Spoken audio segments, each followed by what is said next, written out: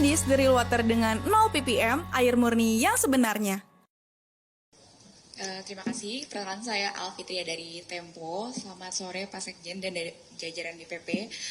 Saya mau tanya masih soal Parcok. Jadi di DPR juga di Ketua Komisi 3 mengatakan bahwa isu soal Parcok atau keterlibatan kepolisian dalam pilkada itu sebagai hoax. Dan bahkan MKD itu berencana untuk memanggil anggota DPR yang menggaungkan soal Parcok itu gitu. Bagaimana tanggapan dari PDIP sendiri, dan mungkin Pak Dery bisa menjawab soal isu laporan tersebut. Terima kasih. Ya, saya kira belum apa-apa DPR sudah mau mencoba otoriter. Sejak kapan mereka punya hak untuk melarang anggota DPR untuk bersuara tentang apapun? Ya, belum apa-apa sudah otoriter begitu, apalagi Komisi 3 atau MKD, silakan. Saya sebagai anggota DPR RI punya kewajiban menurut undang-undang melakukan edukasi politik, hak saya untuk melakukan itu. Kalau saya berbeda pendapat dengan dia, bukan berarti dia boleh sewenang-wenang manggil dan mengadili orang. Silakan dipelajari dulu. Ya, ada tahapan-tahapannya. Jangan belum apa-apa DPR sudah jadi lembaga sok kuasa. Ya, saya kira fenomena Parcok ini sudah dibicarakan di mana-mana. Ya, kalau mau manggil saya silakan panggil dulu itu yang namanya bocor halus, Tempo. Coba mereka investigasi mendalam baru panggil saya. Kalau dia panggil saya tanpa panggil dan dalami masalah ini di publik, saya kira itu otoriter namanya. Dan saya pasti lawan. Ya. Jadi jangan sembrono menggunakan kekuasaan. Kekuasaan itu ada batasnya.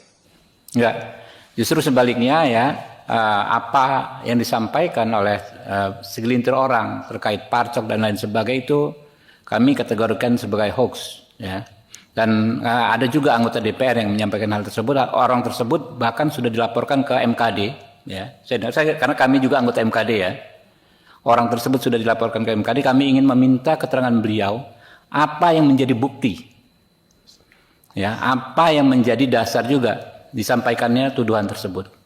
Namanya pilkada ini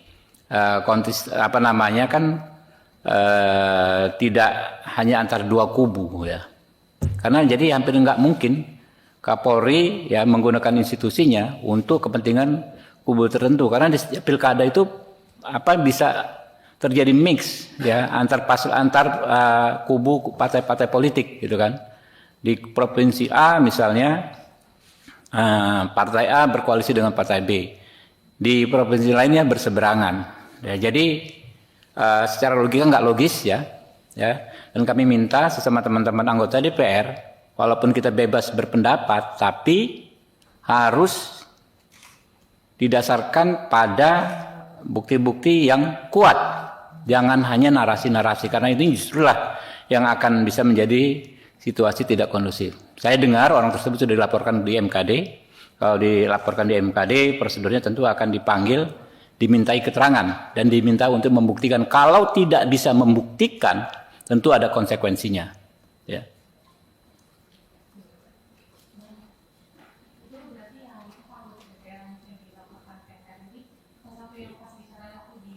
Saya nggak tahu. Pokoknya saya mendengar saya kan anggota MKD ya. Saya mendapat informasi ada anggota DPR yang dianggap menyampaikan informasi yang tidak tepat atau fitnah atau hoax, informasi tanpa bukti bersifat tuduhan. Ya kan anggota DPR itu kalau secara hukum memang imun, tapi di MKD kami punya mekanisme supaya setiap pernyataan itu tidaklah bernuansa fitnah.